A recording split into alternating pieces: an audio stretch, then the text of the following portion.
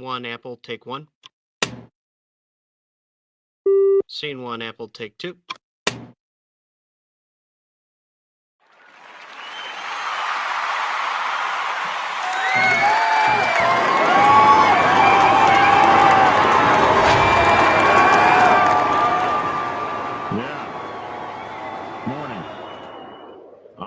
Dragon, and welcome to Black Dragon Biker TV. Looky here, this morning we've got kind of a light news day happening, man. We've had a whole lot going on in news this week, so we got a light news day happening. So we're going to take some time out to go over some MC protocol stuff.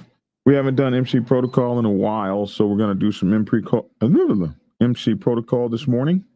So tied down, getting your seats. This is going to be a multi-part series from my newest book, Motorcycle Club Protocol 101.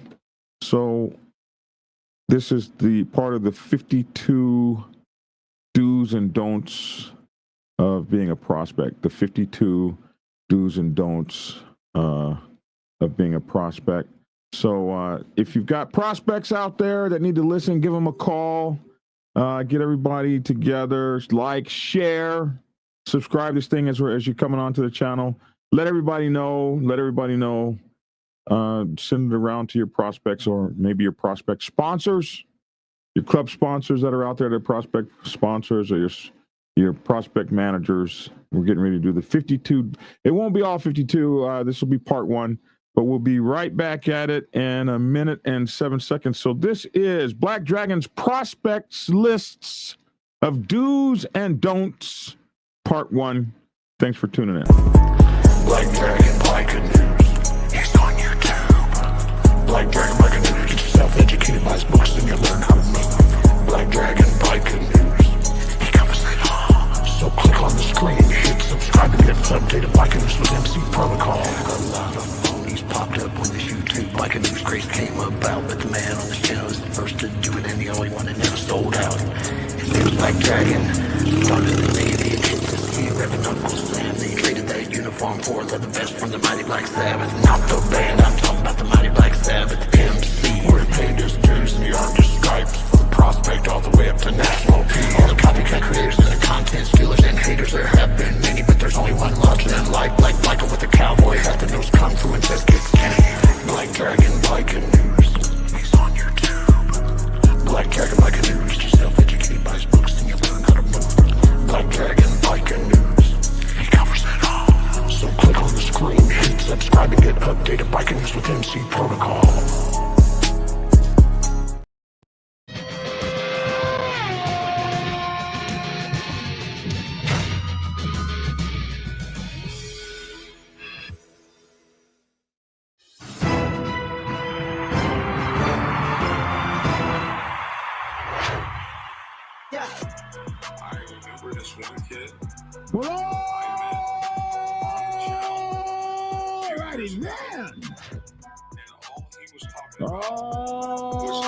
Alrighty then, I'm Black Dragon, and welcome to Black Dragon Biker News Network. Biker News you can use. And let me bring on my co-hosts, the one, the only. We're the only channel that has our very own Doctor, the Suja Chike, the warrior of God's power, God's warriors, ministry, motorcycle ministry, president, Logic. What's up, y'all? What's up? Keep it logical, yo. What's going on, everyone? Wow.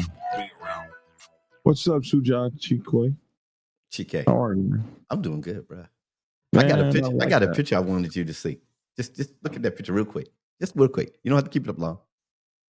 Just so people won't think I'm be playing when I. Oh, wow. Is that you? That's me. Oh, wow. Cowabunga. Okay. That's the holy. God. That's the holy fist. That's God's warrior there. Yeah. I just wanted to show you that. That's that American Kempo stuff.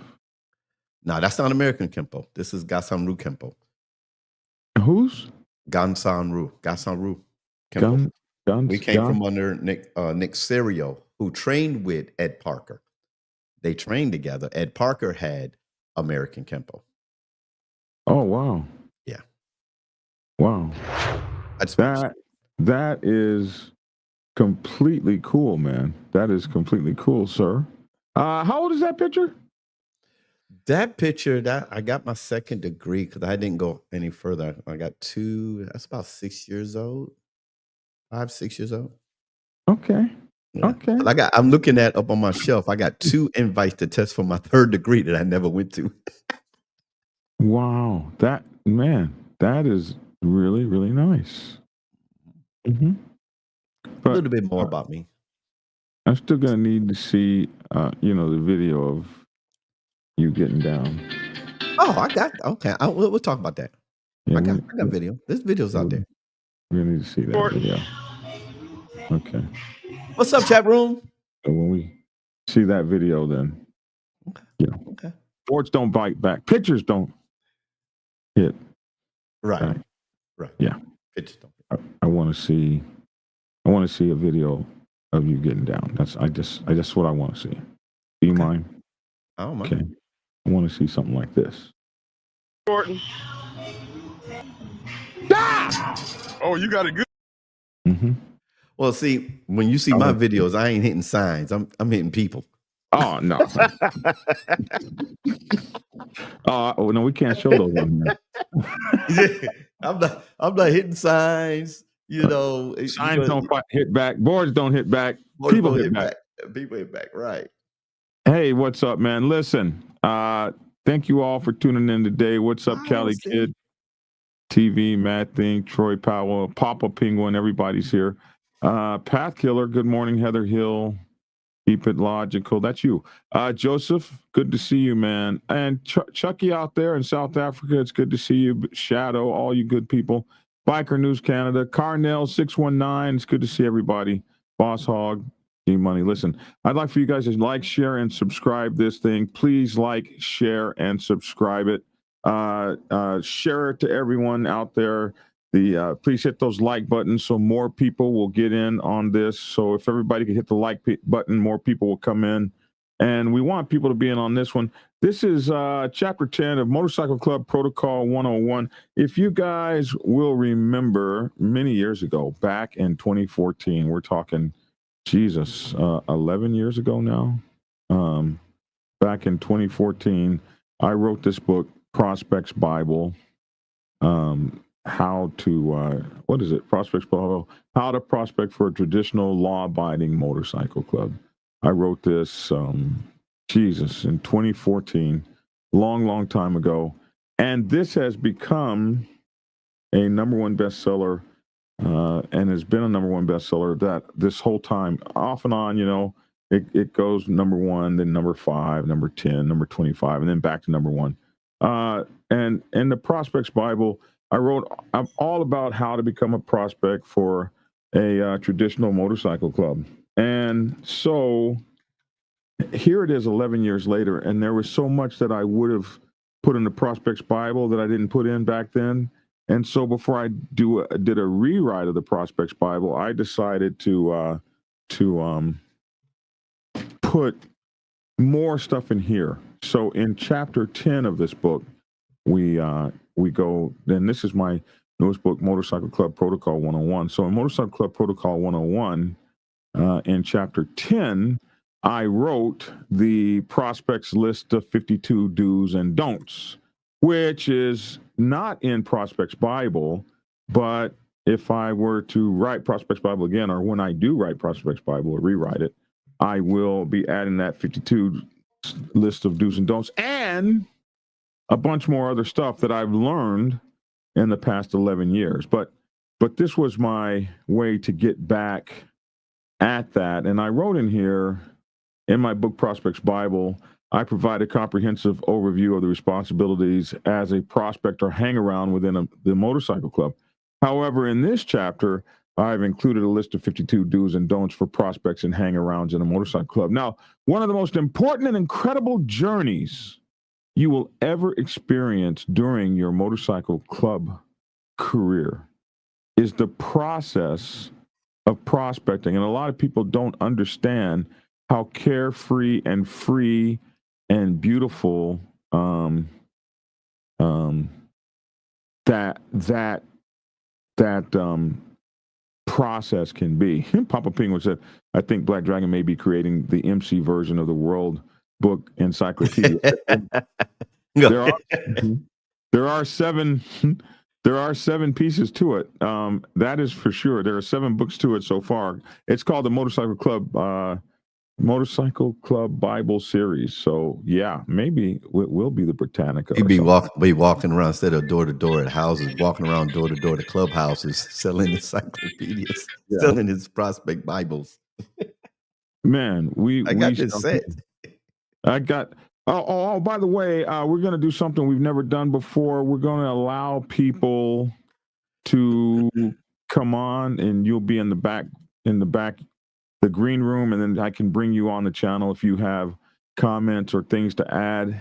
Here it is, the link in the right down below. Here's the link, so you guys can also participate in this. You know, somebody that has something to say or add or whatever. And we're going to be doing this a little bit more often. So those of you who've been out there watching, like Chucky way over there in South Africa, here's a way you guys can just click on this and come on the screen and talk. Just make sure you don't have too much going on in the background. You have a good internet connection, and we can see you have good lighting, and you can use your phone and be part. It's like a Zoom thing. So you guys know all about Zoom and stuff like that. Hey, what's up, Chris Leach out there, 81 support up there in Mad Ireland. respect, Chris. Mad respect, Chris. Mad respect. So we're going to be talking about this, and as I said, one of the most important journeys you'll have is prospecting. And for me, prospecting was longer than most people, so that's why I really did enjoy it. For me, it was the best part of being in the club because my responsibilities were not all that great, but my fun over my responsibilities, my fun was max. When I became a national president, there were more responsibilities than there was fun. But when I was a prospect, there was more fun than there were responsibilities. And man, if I could just go back to the carefreeness of those days, it was absolutely carefree. So I want you guys, as you're coming into motorcycle clubs, to realize that the most carefree, cool time to be associated with the club, but not have so many of the drudgery of the club, the disappointments of brotherhood, the betrayal, and all of that, is in your early years of the club, when all the club is fun. You don't care about the politics, you don't care about the money, you don't care about being an officer, you don't care about nothing but what it means to be a member. That really begins in your hang around and your prospect time. So the most important and incredible journeys you will ever experience during your motorcycle club career is the process of prospecting. It is really cool, and it is just an amazing journey for your chosen club. I got a question for you.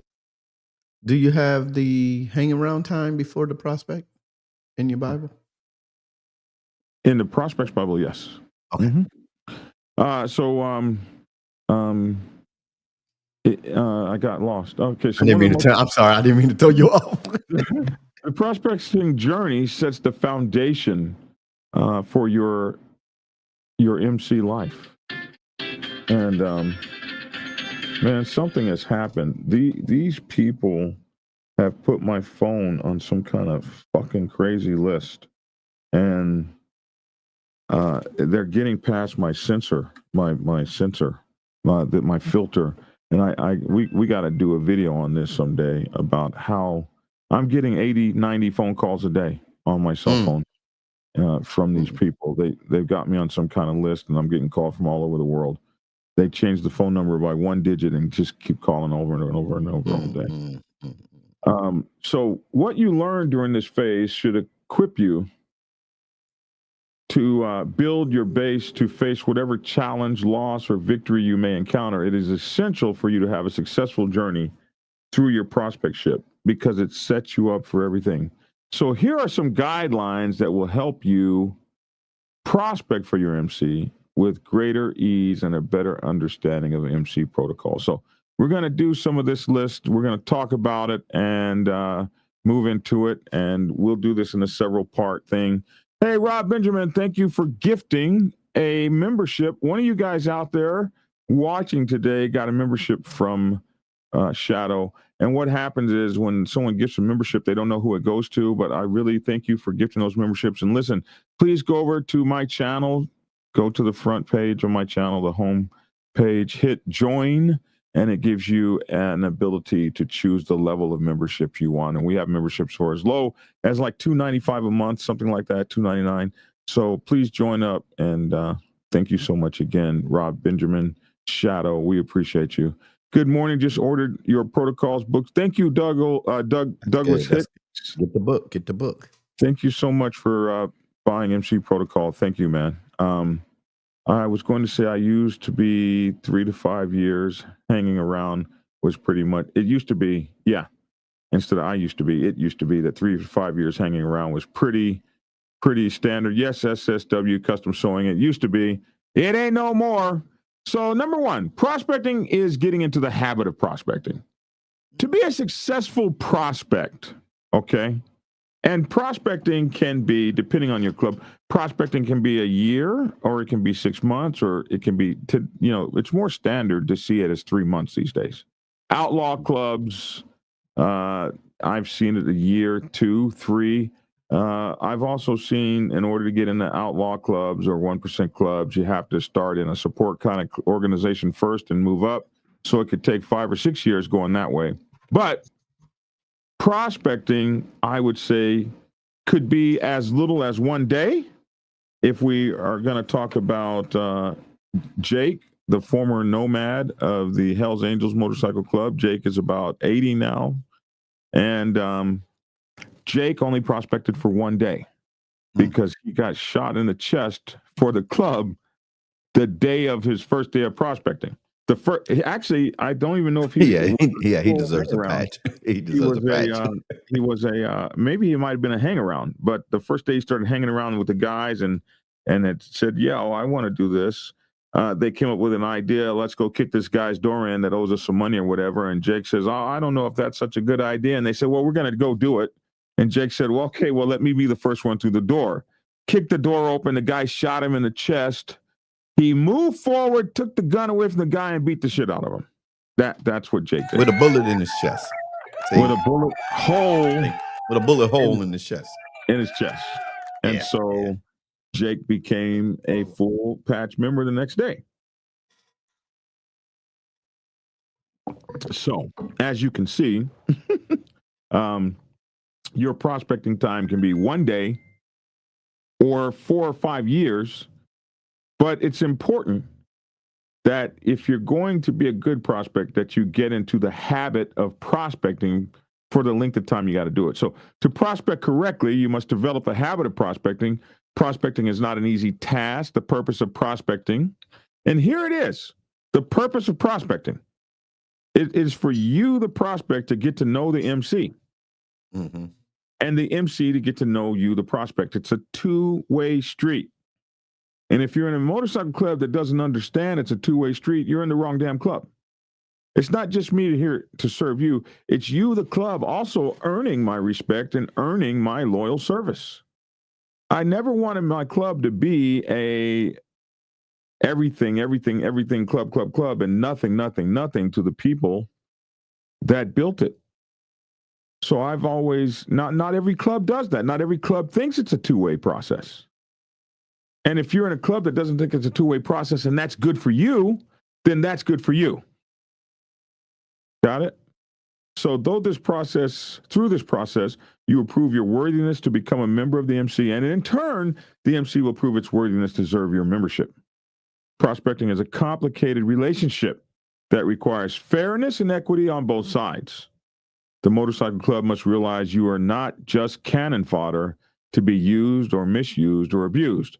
By the same token, you must understand and learn the MC's customs, traditions, operations, and bylaws, while simultaneously learning how to fit in and become part of the club's social construct. There's many pieces to a club. Part of those pieces is the social construct. how do we do things here? It might not be like how you did it in your last club. There might be a different way that we ride together, or when the president comes in, everybody stands at attention and salutes. Other motorcycle clubs, when the president comes in, everybody lays around on their lazy ass and, oh, hey, what's up, Joe?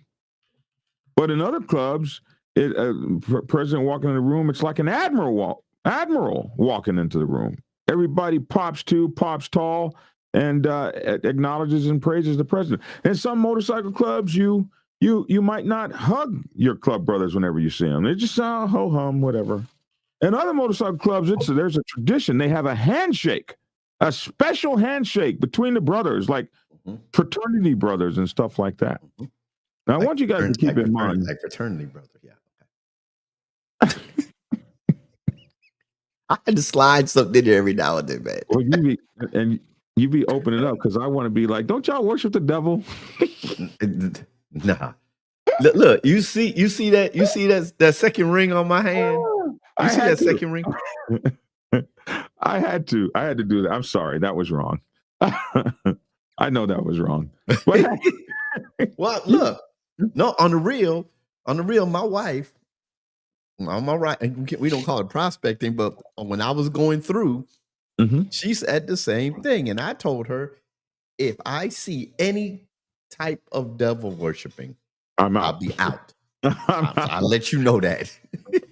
I was just picking on you. You okay? You okay? You know how we I've do. heard it before. I had a good time with that one.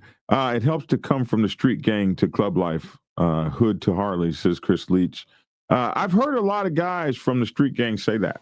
And they say how motorcycle clubs actually develop them and help them with put a perspective on the street like lens. But I want to point out too that the lead into this, just so everybody knows, is it's Black Dragon's prospect list of do's and don'ts.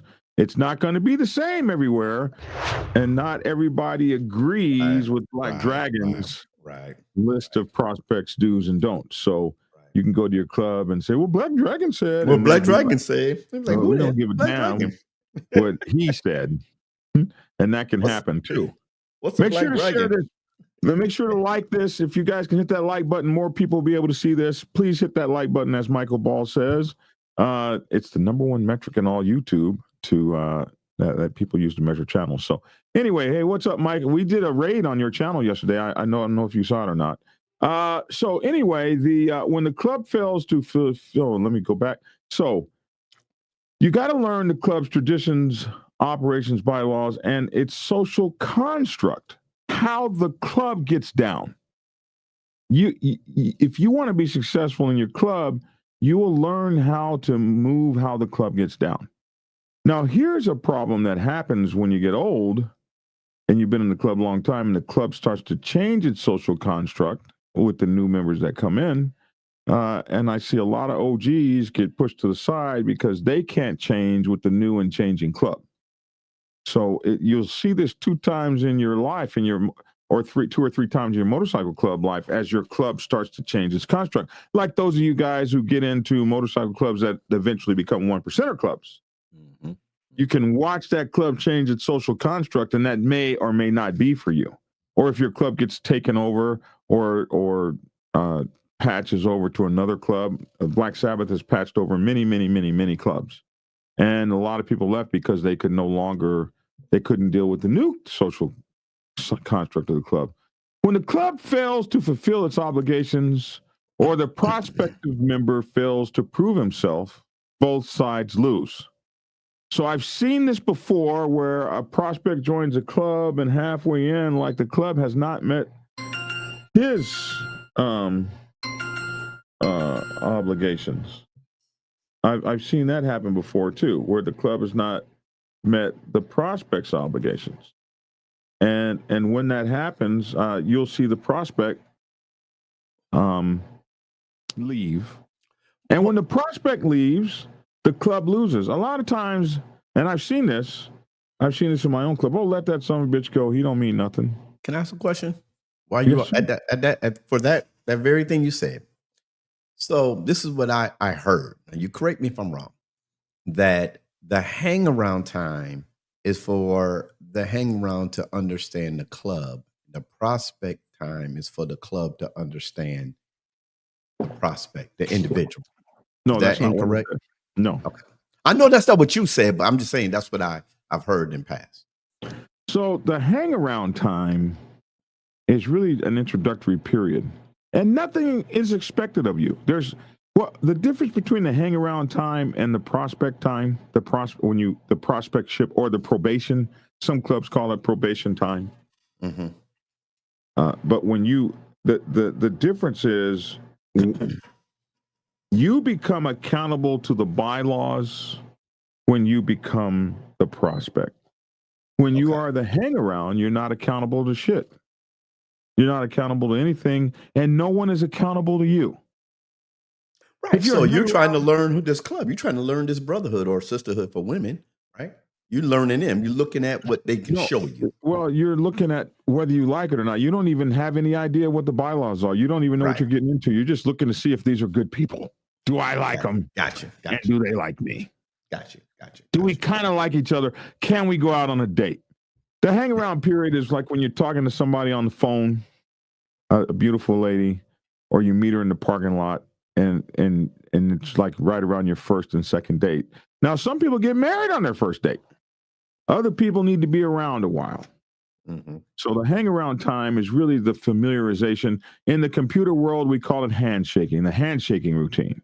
The handshake. You're familiar with the 7 physical layers of computing, and at the bottom layer is the handshaking routine where the two computers talk and they shake hands and they check out passwords and they check out protocols. That's where the connection can be made. Start to be made at. Mm-hmm. That's where the connection starts at the physical layer, at the very bottom layer of the 7 stack pyramid. Mm-hmm. All right.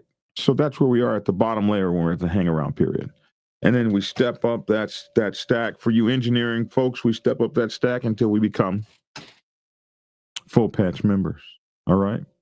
So as I was saying, if the club doesn't meet its obligations and it loses the prospect, or the prospect fails to prove himself and he loses a club, both sides lose. A club should never look at a prospect as, oh, ho-hum, and a prospect should never look at a club as, oh, I can replay. They both lose. Mm-hmm. The prospects are our future. Even if the prospect is 60, the prospects are our future. They're going to be the future members of the club. They take the club to the next horizon. And so you need everyone to successfully cross over as possible. And as the prospect, you're going to be taking the club to its next level.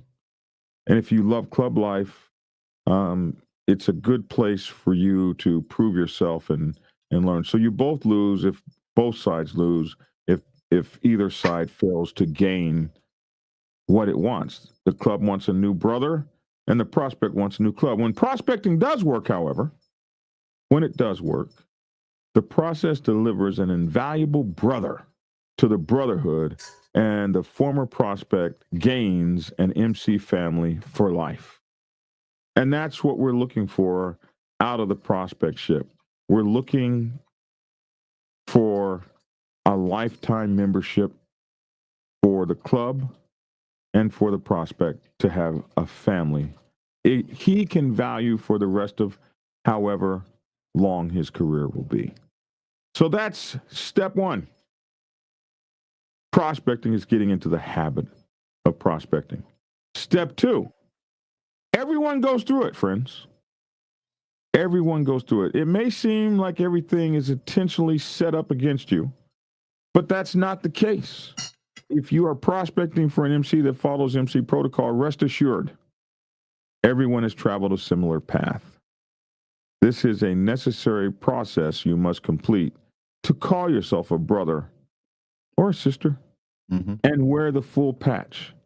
It's time to put on your big man pants, grin, and endure. This job of prospecting requires a period of time that almost everyone in your club is going to go through. Now, everybody's got to do something to get in. Mm-hmm. Everybody's got to earn their way in somehow. And this is emceeing. Now, there are clubs where people have gotten in without prospecting. It's very hard to gain respect from other people who have prospected if you allow yourself to be assumed into a club without following those rules. But, like, for instance, some clubs will take a guy straight over that came from a club, or 5 or 10 guys that come from a club can come in without prospecting. But they've most likely prospected somewhere else.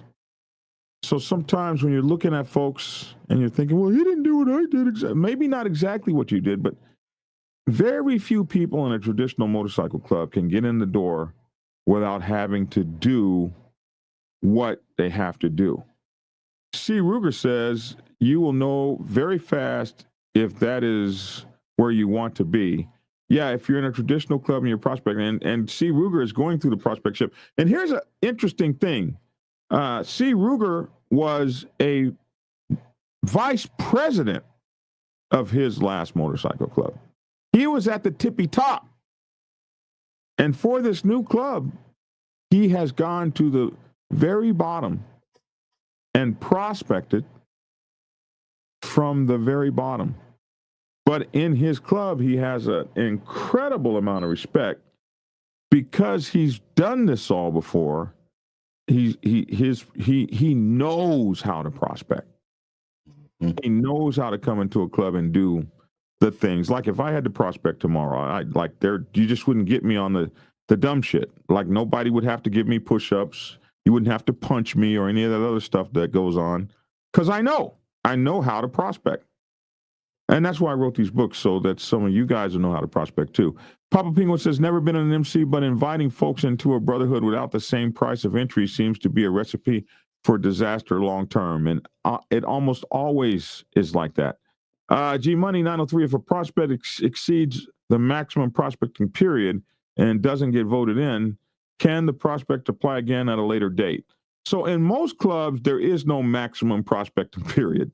They just let your ass prospect until you go away, or until you get better, or until you finally get it. In my case, that was 5 years. So other clubs may say, oh, yeah, well, you got to go. But most clubs will let you prospect over again.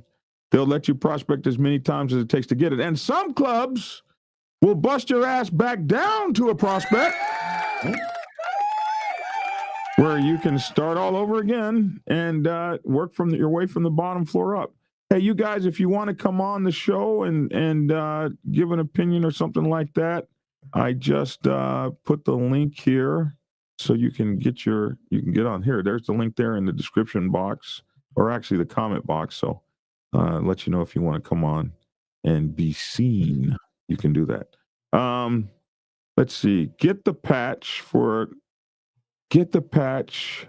Patch Club Patch Over sometimes. Yeah. So what Biker News Canada is talking about is sometimes in a patch over, and a patch over is if you bring 5 or more brothers out of a club. If you patch over, a lot of times you will patch over and not have to prospect. It's the way clubs grow whole clubs. They want to grow a whole chapter. Normally those guys are working together. They've already done everything together, and all they're really doing is putting on your patch. And so what they probably might need is a coaching section or something like that, a coaching session or something like that. But you typically don't have to prospect from the bottom up if it's a patch over or a club flip. Okay. Let me see. G Money says, depends on the club. Some clubs require prospects to wait a year or two. Yeah, and that may happen too. You may be required to wait a year or 2 or 6 months or something before you're allowed to do it a second time if you're in a club that has a time period.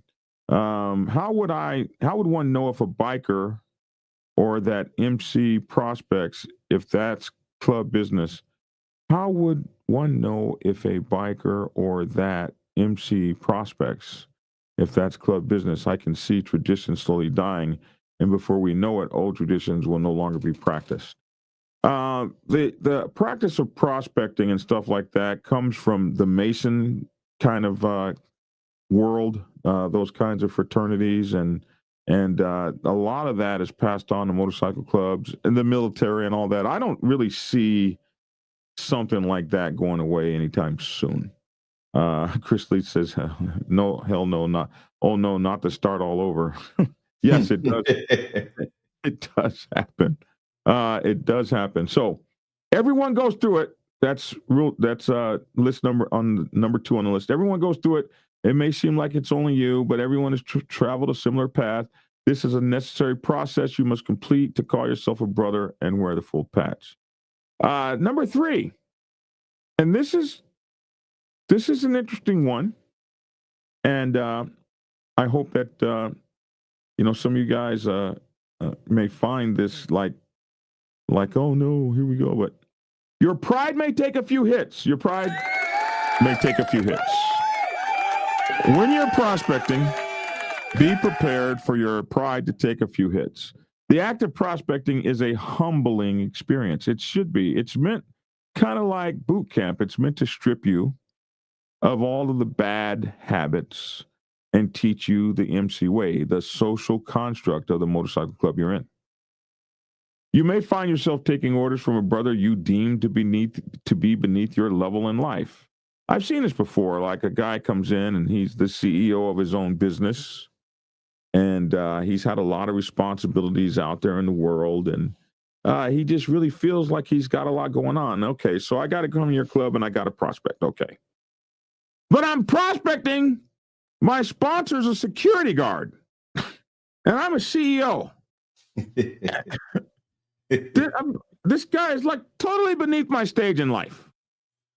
But he's not beneath your motorcycle club stage in life, since he made it in the motorcycle club before your ass did.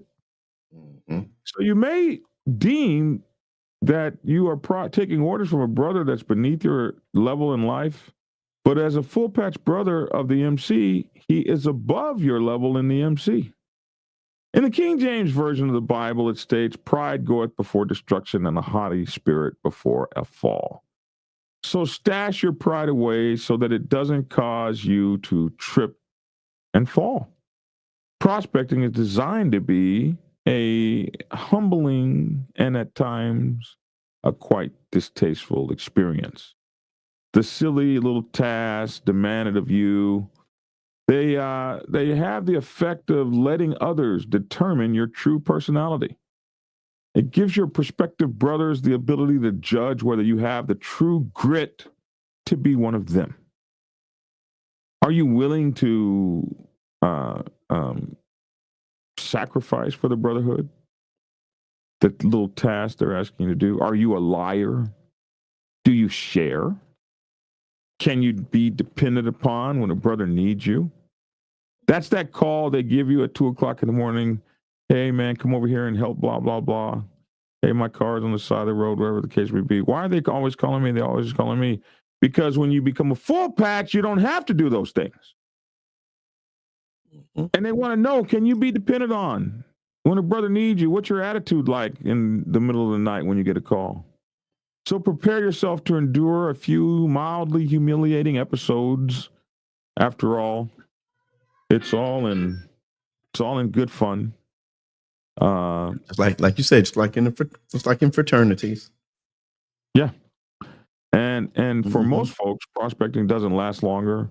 In 99% clubs, prospect doesn't really last much longer than a few months on average in traditional 99% of clubs, and as much as a year to a year and a half in OMCs and 1% motorcycle clubs. There is one certainty: if you cannot bring yourself to suffer through this period of prospecting, you will not make it into the club. So suck it up and hang in there. Hey, you guys, we're talking about prospecting. If you're just now tuning in, part 1 of Black Dragon's 52 do's and don'ts for prospects. Make sure to share this and like this so that other folks can see it. So make sure to hit that like button. Number 4, and this for me is an important one. Never compromise your values. You can Your walk away. values are your values, Mhm. and you don't have to justify them or compromise them for anyone. If you don't smoke, you don't smoke. Somebody's passing you a joint, you don't smoke, I don't get high. That's my personal value. I'm not fixing to get high because all you guys are over there doing it, and I need to do that to get in your motorcycle club. Kiss my ass. I said I don't get high. People who respect you won't ask you to get high. Like in my motorcycle club, everybody knows I don't drink. Somebody comes up, hey man, can I buy you a drink? Prospect, go get him a drink. They're coming back with a Sprite. Half my club will be, oh, he doesn't drink. He only drinks Sprite. Oh, he's only going to drink a Sprite.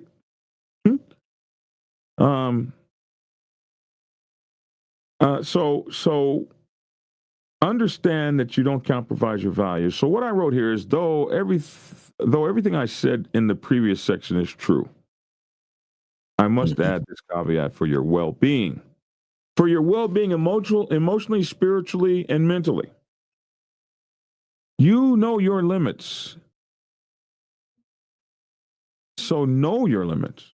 And what you will or won't allow to happen to you stays within those limits.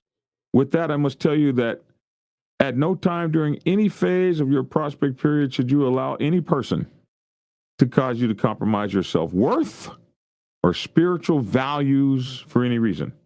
No one should ask you to break the law, invade your personal space, or cause physical harm to your body against your wishes. Now, sometimes I was going to say, how far does that go, though?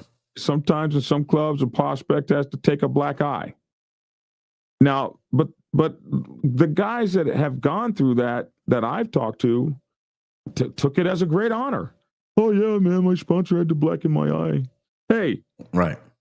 If that's within your limits, that's fine. As a black man, I think a lot of us have this. I don't know too many black clubs that do that. A lot of us just, with the whole slavery experience and all that, not that I personally experienced slavery, but with the whole, all of that shit being in my lineage and background and all that, a motherfucker hitting me ain't fixing to go down in my case. But that might not be your thing. So you have to allow this, whatever whatever is your values upon which you live your life. So no one should ask you to break the law. No one should invade your personal space or cause physical harm to your body against your wishes. Now, if it's not against your wishes, then fine. No one should perform any other acts against you that do not align with the values by which you live your life. I can remember in this one club, they used to put these guys in coffins with live crabs that were frozen or something, and then as you would lay in there, the crabs would warm up and start pinching you or stuff. That's just not some stuff that you're not putting me in a coffin or a cage and closing me up and locking me up. So washing my bike is if that's humiliating to me to wash everybody's bike. I'm going, really low ball here. Washing somebody's bike or running to the back and forth to the store to buy them a particular type of water. If I just think I'm too good for that, and that's my value, then I may not be good for this organization. Or should I just suffer that to go through it? Well, now and knowing I don't have to do that. That's a decision you must come to. Okay. Like I say, beyond what you can accept. Okay. If you feel like washing everybody's bike is beneath you, especially the security guard over there, and I'm a CEO. If you feel like that's just so far beneath you can't do it, then you don't do it. Okay. But if you can feel like you can live with that, then you do it. That's the difference. You have to go to your limits. And it's like riding your ride. Let's say you're riding your ride. You're going through the mountain passes and and somebody's riding 100 miles an hour, but you only feel comfortable at 50. You got to ride your own ride. You got to ride your own prospecting path. And, you know, you can always tell these mofos, you can have your little prospect patch back, bro. I'm done. I ain't doing that. Well, I'm you know, not because I not think watching about your that. bike. I'm not watching your bike, period. I don't even watch my own bike. I think about, you know, I can't tell everybody, but I think about what I went through when I became a Mason, and those things that were done. Ain't no way in the world I would let anybody do that to me in the public if I was back in the streets. Ain't no way on God's green earth. But you made up your mind to make that sacrifice for the club. But I made up my mind. Exactly. So it was against my value. It didn't demean me to other people. How are you, But bro? but hey, there's Biker News Canada. Look at it. He's grown up. Look at it. He's got a whole green screen. What the hell? I gotta put my green screen back up now. I gotta put mine back up now. Hey man, what's up? Biker News Canada. We got your book right here, bro. Hi, Black Dragon. How are you, bro? I'm good, man. We got your book right here. One night at the Playpen. Hey, man. Am I closing you here? There we go. There I you had you go. on twice. I could hear all sorts of things. I think it's just you now. Yeah, here we are. Okay. Sorry, bro. I was saying, yeah, we got your book right here, man. Thank you. Thank you for always plugging that, Dragon. I really appreciate you for doing that, brother. No problem. Hey, listen, you were a member. You're a retired member of one of the big five. One of the. Apparently now I'm out bad. Wow. Oh no. I know that. You in the same club Black Dragon's in now, huh?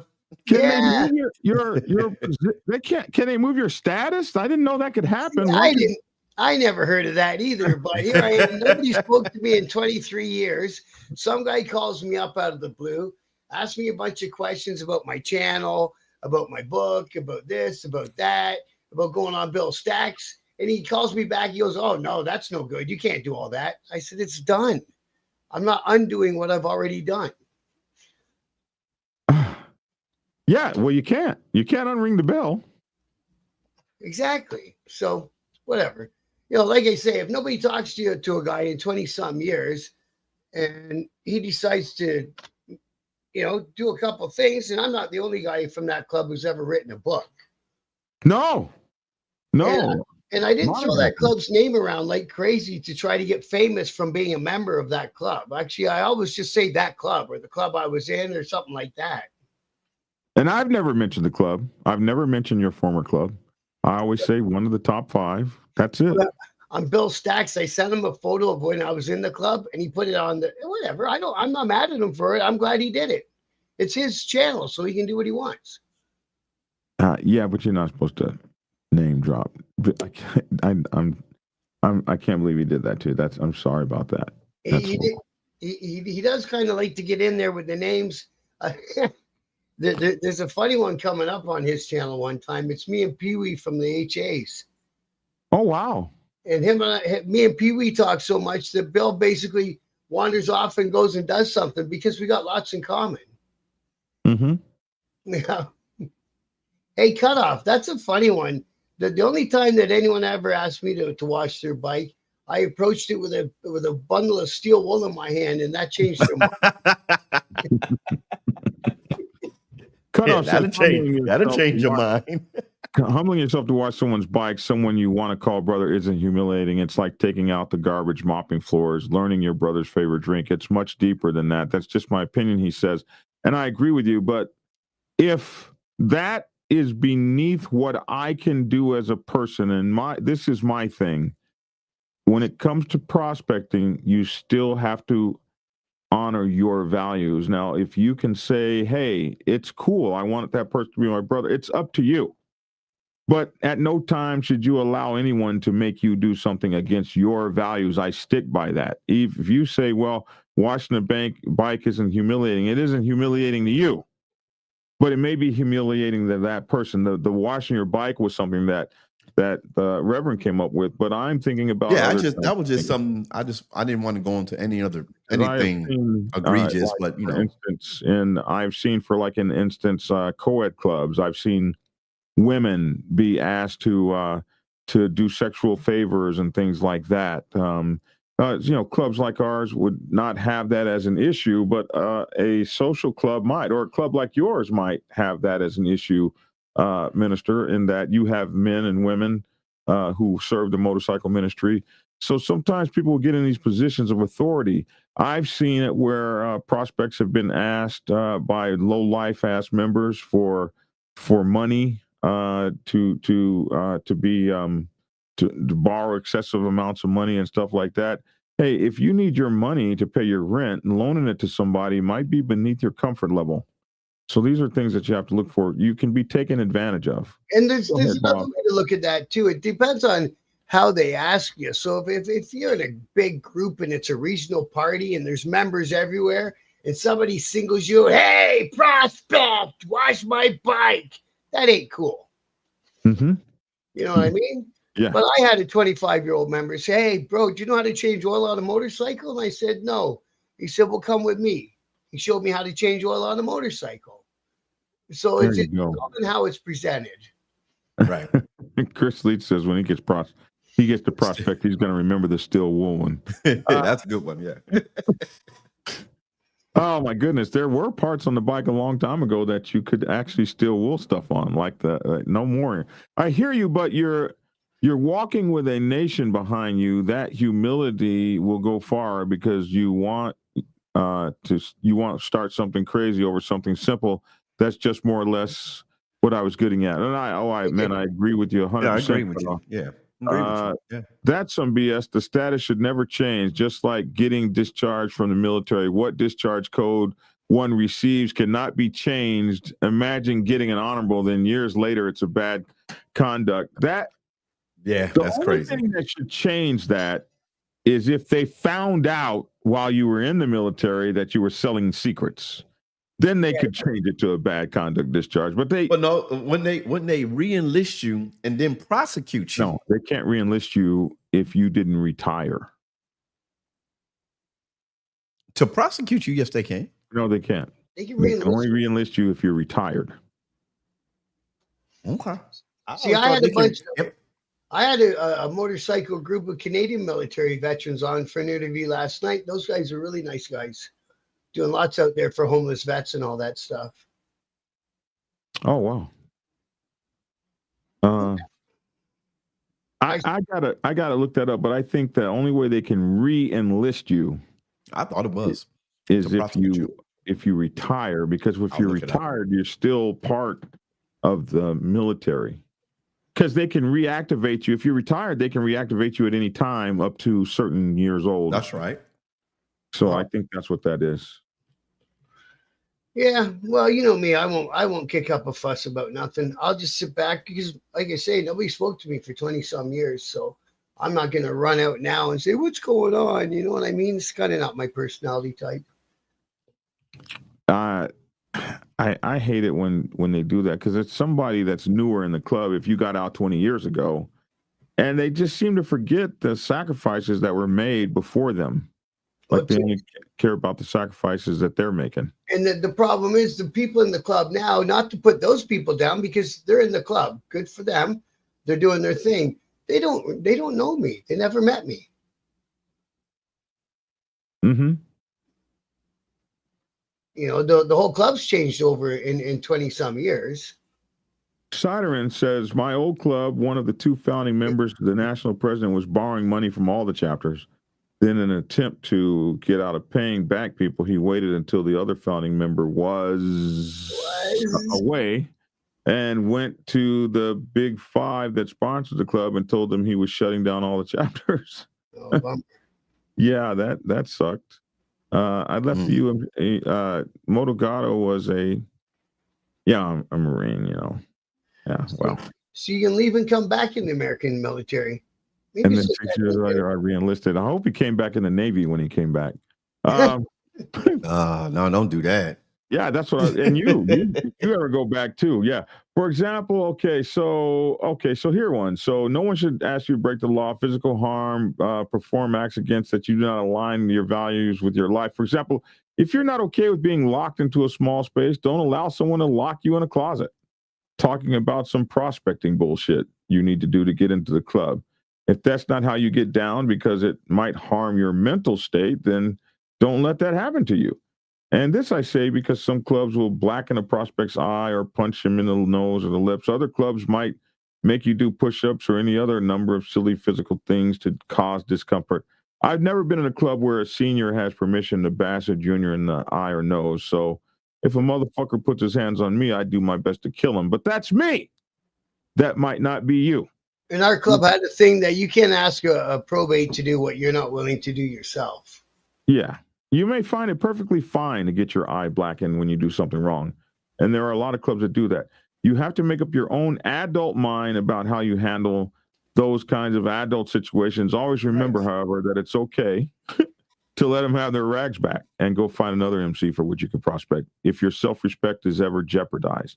My whole point to that is you got to be a man in everything you do. You got to be a grown folk in everything you do.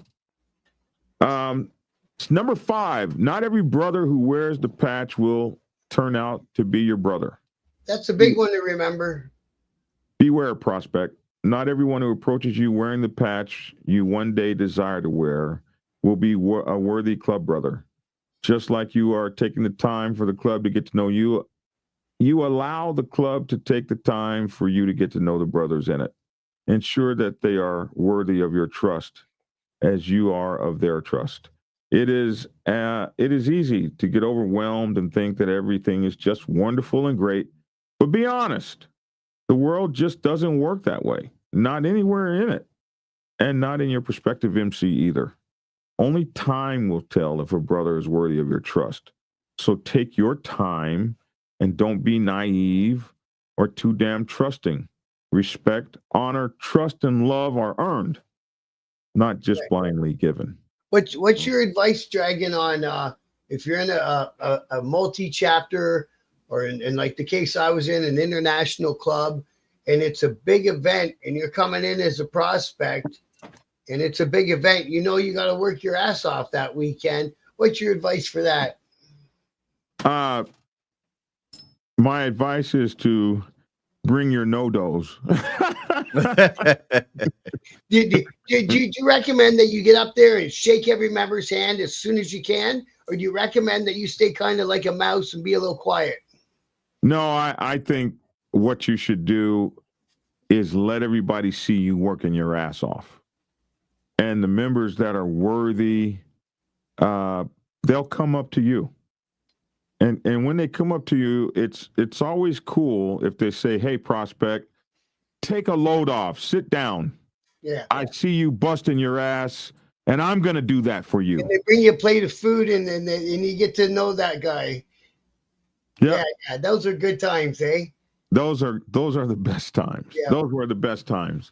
That prospect that's running around shaking everybody's hand, nobody trusts his ass. They don't.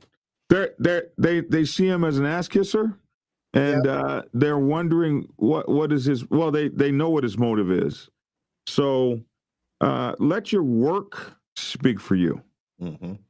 Let every time a brother is trying to get his bike off the road and onto that grassy place where he's parking, that you're helping push his bike in.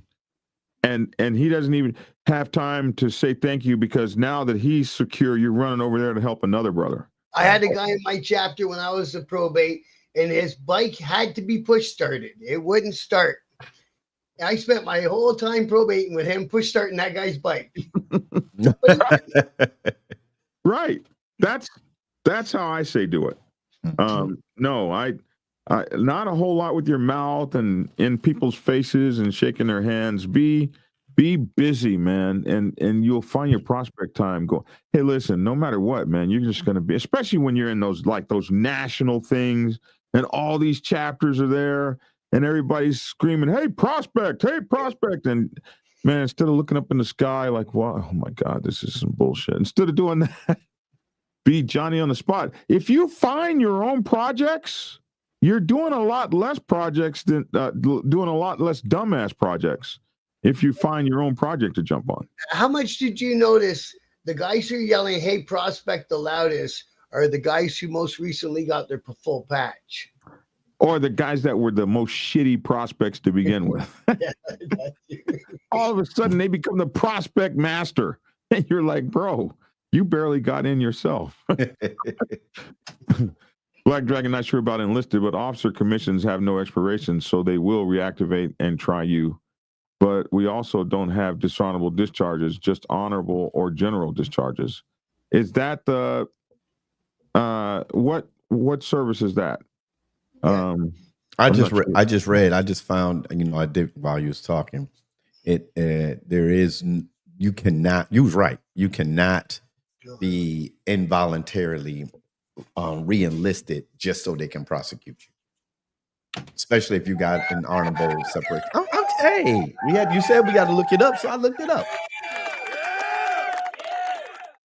Rather be right than guessing. It's what you're supposed to do if you see a bear. You're supposed to make yourself bigger, by the way. No, you're supposed to run. You're not outrunning the bear. I'm running. You're not outrunning the bear. You might outrun the guy next to you, but we got to show you sometime, Black Dragon, when I went up to see I was up there with Mount Rushmore, and I walked through the woods, and I did in the video. I said, "Hey, if y'all see me running, y'all know I saw a bear." Yeah, Mount Rushmore has. Hey, take care, Chucky. Have a great day, man. All right, Chuck. Have a great day. C. Ruger says work. C. Ruger says to answer your question, Biker News Canada, the answer is work. Yep. That's Marines, Black Dragon, the same as the Navy. I used to watch the patch guys. They would scan the room for what probate was sitting on his ass, and that was the guy who's going to get the next ship job. Okay, we'll do one more. We're at an hour now, so we'll do one more. We'll do number 6. Give prospecting your best effort. Only you know if you have what it takes to prospect. If you think you do, give it your best effort. It takes a willing mind to put oneself in the service of the brotherhood. And remember, that is what is called for when you begin your prospecting journey. Service. We can say that C. Ruger put it as one word. I called it service. He called it work. Mm-hmm. Same thing. So there's C. Ruger's word down there, work. We do remember it is service. If you accept this going in, that you will work, as C. Ruger says, as you will give service, as I say, if you accept that going in, you'll have a much better experience. I promise. Also remember to have fun and enjoy the ride. You might not think that it's going to be fun working your ass off the prospect weekend that you're there with all these national clubs. And I'll tell you, C. Ruger just went through that. You might not think it's fun, but man, those are the funnest times in a motorcycle club. The funnest times. This man should be tried for season, taking the Guantanamo Bay from him and his whole family. Who is he talking about? Have no morals and no respect for the American people. Who? They got to be talking politics. This man. I don't know who he's speaking to. That's new. Did Carl say something earlier? Were they talking to? I have not seen anything. That's the first time I see anything, but that sounds like some political. Yeah, it's the first time I saw that name. Yeah. Yeah. People jump on and throw something in there, and I guess because I don't see anything before. Neither do I. With him, did somebody do something to him? Hey, Carl. Carl, somebody did something, man. Sidering. Yeah, that. I don't see anything. This man should be tried for treason, taking the Guantanamo Bay.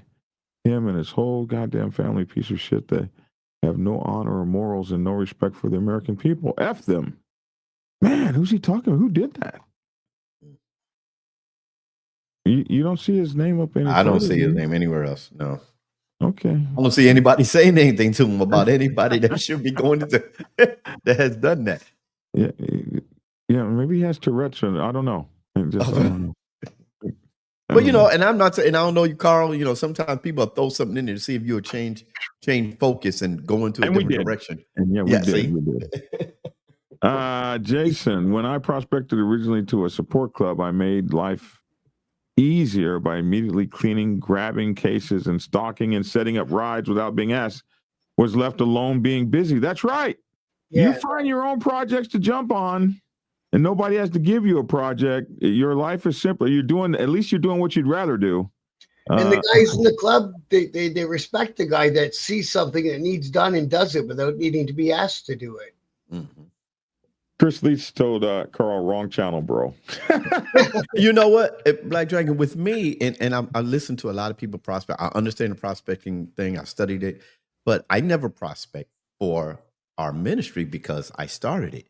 But then I think about everything you say, and people have taught me about prospecting. Well, for 11 years, I've been around the set, helping other motorcycle clubs. If they have an event, I'm over there helping them out and everything just to get, acclimated and everything. So, and I thought about that because when we was gonna open up a chapter of another organization, I asked them, do I need to prospect to open up a chapter? And they said, well, it's not like prospecting and everything, but 11 years, I told you, it took me 11 years to start our ministry because I wanted to understand everything that MC understands. But then I'll come to your club. If like I knew your president that opened up a chapter here, I go and I meet him. Every time I saw him, I meet him. I'll buy, even though I don't drink beer, I'll buy people beer. I'll talk to people. I'll go out, do what I do as a ministry for 11 years. Then I felt like, okay, I think I know enough now to at least start a motorcycle ministry. Well, there you go. Yeah. Hey, this is for you, Lavish. I'm not lavish. See, Logic. There you go. Heather Hill said, I hope you can make the trip with Black Dragon and Lavish. That's why I said Lavish, because she put him on my mind. I hope that you can make the trip with Black Dragon and Lavish. If they make the trip, I think it was an oversight yesterday that the 81 didn't welcome you up. They're a welcoming bunch. That's okay. Okay.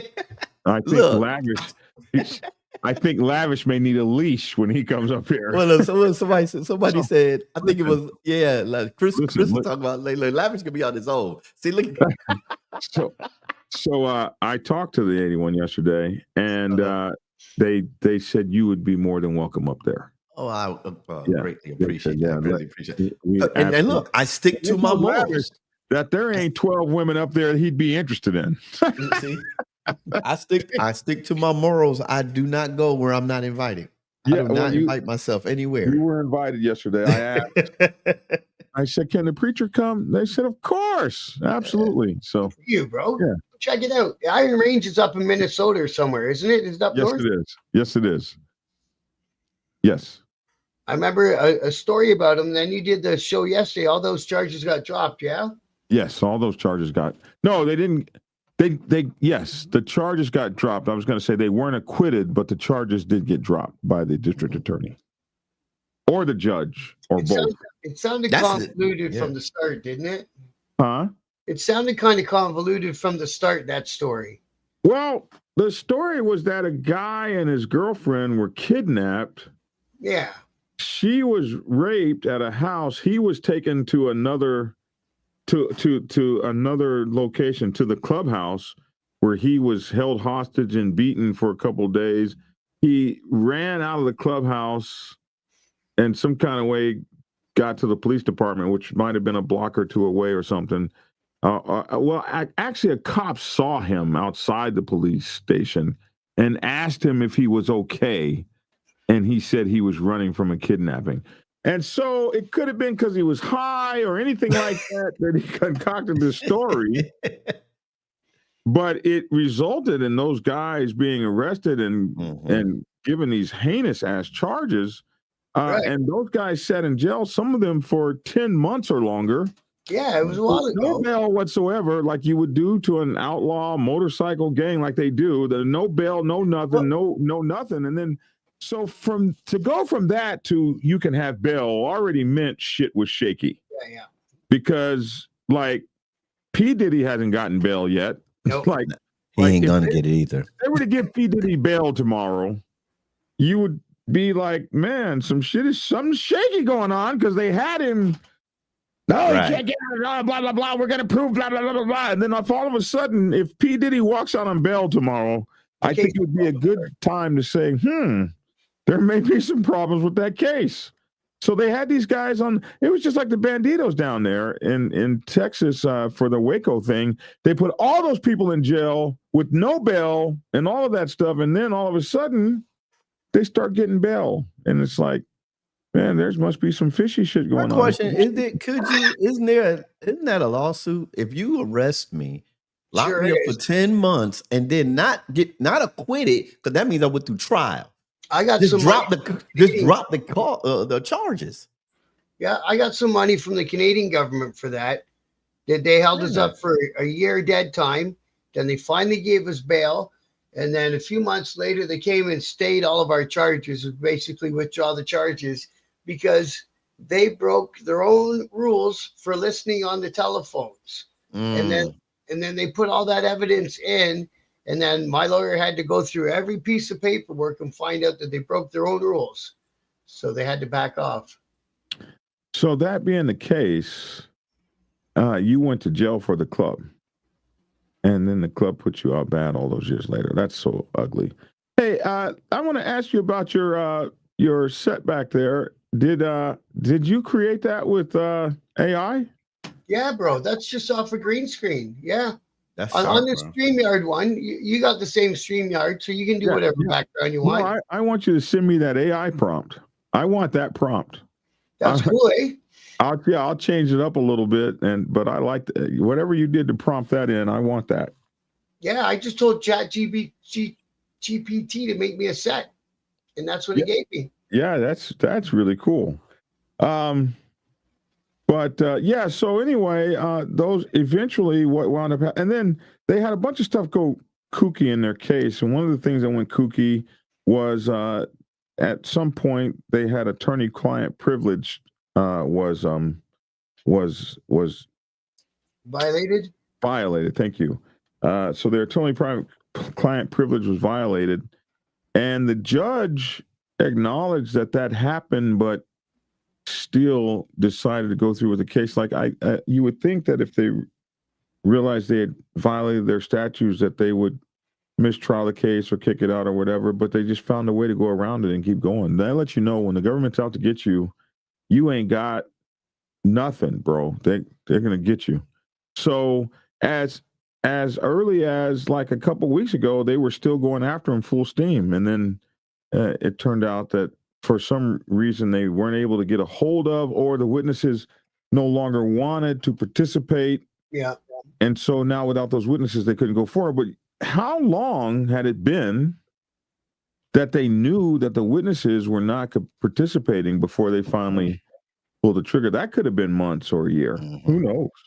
Well, that's what they did. Like in our case, they knew all that stuff that they were submitting as evidence, and that cop was swearing to be proper was wrong. And they still held us for those, I think it was 13 months. That was after I was in the club. But anyways, and then at the end of it, they go, oh, yeah, you're right. So we're going to stay the charges and your guys can go home. Well, that was nice. In the course of a year, my wife left, my kids were gone. You know what I mean? Like, thanks. No job. No job, nowhere to live. You know, No the whole place to thing. live. The whole thing. Tough. And they gave me 10 grand to shut me up. Well, at least they gave you something. Yeah.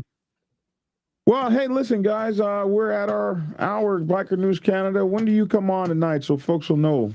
I'll be on late in the afternoon. I got to tell the whole weekends, all the biker events that are happening in Canada for the whole weekend, and we're getting busy now. It's finally stopped being crappy out, so the events are kicking in full steam. So it'll be a good weekend. I'm trying to think. Why would they even know you were on Chatting with Stacks? I mean, was somebody watching? Oh no, because this guy who came in and had all these long conversations with me, I let my guard down. I said, "Watch this interview; you'll find it interesting." And I forwarded it to him, and then he forwarded it around. And the guy's not even in the club, so I don't know why he wanted to forward it around and get in the middle of everything and get all busy like that. You know what I mean? Man, people. Yeah, because he wanted to know about my channel, and then all of a sudden here we are, and he calls me back a couple of weeks later with this BS, and I said, "Whatever, man. I just don't want to hear it anymore." Yeah, it's not worth my effort. Hey, listen, I'll come on once in a while. I'll give you some Canadian news if you're up for it. I'd already told you that I wanted you to do that. I don't know how we didn't do it, but yeah. Yeah, we did, and then we separated. It is what it is. Yeah. Well, no, we're back again, so there you go. Yeah, man. Yeah. I'm up for it if you are. There's not much going on in Canada. There's a guy on YouTube called Crafty One. He makes a whole living out of talking about HA stuff in Quebec. And every one of his thumbnails has got their logo and stuff on it, and every show's about fighting with street groups and this and that. But I don't want to run that kind of news program. You could make a living on HA up there. I see that stuff going across my feed every single solitary day. I just choose not to focus on just one club. They got a whole category, News for Hell's Angels. It's worldwide. Wow. And you could have an HA story every single day of the week. And I just choose to try to spread it out equally among the clubs and not just be the HA channel like your guy there you're talking about. And the other thing I look at it is because all these stories are just stories until they've been tried and convicted. And I don't want to keep perpetuating the police side of the story because nobody ever tells the biker side of the story. And that's why it was so satisfying to be able to tell the Iron Range story yesterday, because before I broke it, there was nothing on it whatsoever, period. Yeah. Now I broke it, and now it's all over the news. So. And when you read it, it looked a little messed up. Yeah. Yeah, but I tell you what, it's all over the news now. So yeah, it's good to know that we can, and they have to tell the biker side of the story on this one. So it's good to know that the social media channels we're running actually do have some impact. But anyway, Bob, we'll let you go, my friend. And for those of you who don't know, you got to get One Night at the Playpen written by Bob Jarvie. Or Bob. Well, I say Bob. I meant Michael. Michael Jarvie. I'm Bob. I'm always Michael Jarvie. Please forgive me. Make sure to get this this book written by Michael Jarvie. It is a Amazon. You can get it on Amazon. This is a very good book. This guy was in one of the majors, one of the top 5. He spent his time there and retired in good standing. I don't know what's going on now, but he retired in good standing and all of that sort of thing. So anything he did wrong, he didn't do it bad when he was in the club. So that's a good thing. Yeah, that's a good way to look at it. That's a great point. Yeah. All right. Thank you, Black Dragon. I appreciate you letting me on, brother. All right, brother. Take care. Talk to you soon. Bye, Logic. Good to meet you, bro. Good to meet you too, man. Take care, bro. All right. Okay, so he's gone, and now it's your outro. 3, 2, 1. All right, y'all. Hey, yo, this is Logic, the Shoot Logic K, down here in the big state of Texas. Listen, remember these words when you're out there riding this weekend, no matter where you are from, where you are going. Ride hard, ride safe, and always, always ride on faith. And keep it logical. Peace. I got it. I did it. Hey, and we appreciate you. I'm Black Dragon. That's my 2 cents. Love to hear your 2 cents in the comment section below. Make sure to join Black Dragon Biker TV. Make sure to join Black Dragon Biker TV and get my book, Motorcycle Club Protocol 101. Motorcycle Club Protocol 101. Available on Amazon and Kindle and at blackdragonsgear.com. And also, finally, we will be over there in New York coming up the 13th and the 14th. Let me pull that real quick so you guys will know. We'll be in New York at the Forsakens Clubhouse, man. And it's going to be a blast. I will be there at Forsakens. So if you want to come and hang out with us out there and you want to make sure that you, like if you have my books or something like that, you can make sure to bring them and I'll sign them for you or anything like that. You want to take a picture or anything like that. The Forsakens Welcome to the Jungle 19th anniversary party. The pre-party is on 6/13/25, 9 p.m. until at the Forsaken MC Clubhouse. Then the meet and greet is Saturday at 6/14/25, 3 p.m. to 5 p.m. at the Ukrainian Youth Center at 301 Palisade Avenue in Yonkers, New York.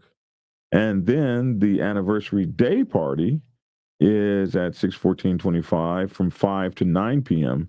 at the Ukrainian Youth Center. And that's in Yonkers at the 301 Palisade Avenue, Yonkers, New York, 10703. There will be trophies given out, most repped on 2, most repped overall, most repped out of state, most repped social club, most repped on 4. Really? They got a most repped on 4? That's New York. And the furthest distance trophies will be given. Most repped on 4, that's a new one. That's for those dudes that be riding in 4-wheelers. And then they have after party at the immediately after at the Forsaken MC Clubhouse. This is going to be a long weekend. Vendors are wanted. Contact Mr. Smith at 914-821-7173. And if you focus in your phone on this little postage stamp looking thing, I forget what those things are called. URL thingies. QRC. Thank you. Yeah, if you click on the QRC thing, this will take you right where you can get your tickets and everything like that.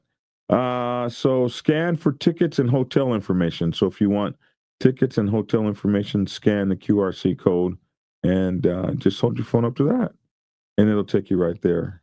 So it is going to be the Forsaken Welcome to the Jungle party, bro. Welcome to the Jungle party. And listen, if you've never been to avert your eyes, preacher. If you've never been to a Forsaken party, I'm gone, y'all. I'll see y'all later.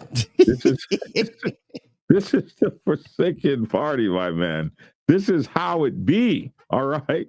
Yeah, the preacher had to go. Forsaken MC at Yonkers, man, and they got the cutest little things out there. I'm just trying to tell y'all, man, the 90th anniversary weekend is going to be so much fun, June 13th through the 15th. This is no lie. This is actually what be over there. I'm just telling you what be over there. I'm just telling you. It is what be there. And you can't take away what be there. Because what be there is what be there. Ain't no party like a Forsaken party. Yeah. And that's your boy Lavish. And I got a picture with him too. So we'll have that up. But anyway, you guys, that's coming up just very shortly in about 13, 14 days. So make sure to get your tickets and stuff. I'll be there. You guys need to be there. Once again, thank you, Shadow, for gifting those memberships and for being a member. And you guys should consider our channel memberships. Okay, thank you all. And we're up out of here. Thanks for tuning in. And get skinny. So Motorcycle Club flying 1% diamond, and he's still on that same thing that he started on. Nobody's gonna push me around. Prepare yourself to take the helm as president of your mighty motorcycle club by delving into the pages of Black Dragon's newest book, The President's Bible, Chronicle 1, Principles of Motorcycle Club Leadership. There you will learn to advance your skills in applying the 14 scientific principles of leadership similar to those taught to officers in the United States Naval Service. Available in hardcover, paperback, and ebook. Get yours today on Amazon, Kindle, or order it at your local bookstore. Order your autographed copy from blackdragonsgear.com. Be the best motorcycle club president you can be. Get the book.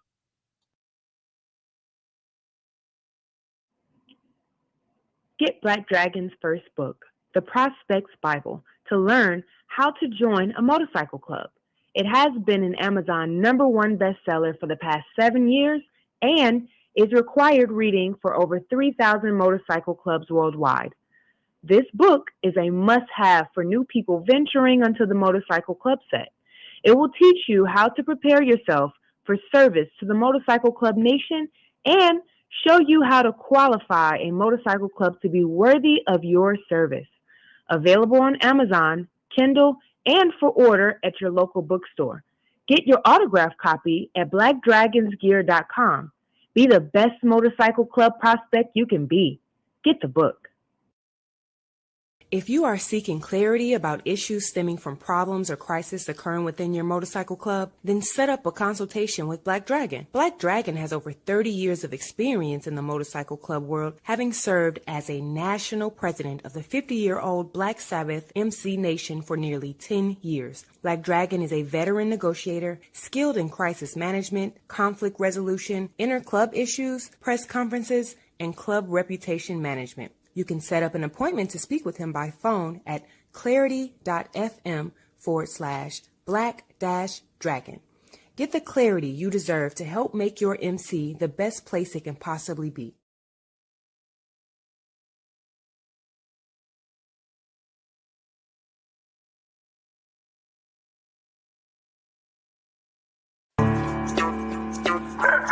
It's definitely a big issue for you too. But I'm going to talk about the 99s for a minute. What's up, Mama Roll? I'm going to talk about the 99s for a minute and what our responsibilities are and what we need to think about. Because if you don't really know what's going on the set, you can find yourself in kind of a precarious predicament if you make the wrong kind of moves or do the wrong kind of things when this kind of stuff goes on. So, when you're interested into a war with one another, what should 99%ers do? Here's 10 things you should know. Thing number 1. Stay in your lane. Find a corner and put your motorcycle club in it. If you're a president, you want to find a corner and put your motorcycle club in it. What I mean is, the second you volatile, it can be very dangerous. And when you have that kind of thing going on, this set's not safe. So, as a 99%er motorcycle club, what you want to find is yourself in your business, in your lane, while all of the fancy stuff gets handled on other levels. Yeah, you heard that, didn't you? On other levels. Tried to tell you suckers, Black Dragon is the man. The Black Dragon is the man. A real OG, bonafide, certified, a true MC. The biker boys, the biker boys.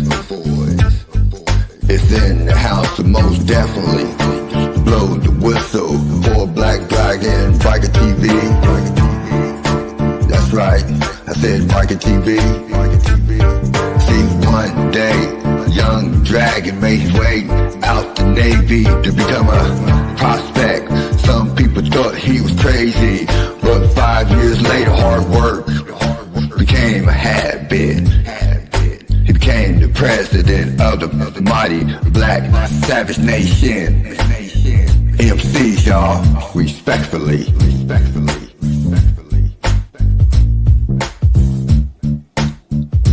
Dragon,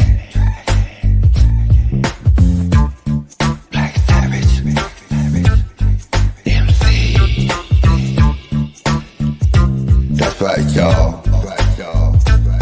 Give it a thumbs up. Black Dragon Biker TV at his best. Oh yeah, and don't forget to get his Prospect Bible book. So proud of him. Man, he just don't know. He's a real legend. And y'all know it, and I know it. That's right, Black Dragon. That's right. Glad I met you, my friend. Black Dragon. I'm the Midnight Ghost Rider. Dub V, y'all. Love you, Black Dragon. Peace. And get skinny. Like and share. Goodbye.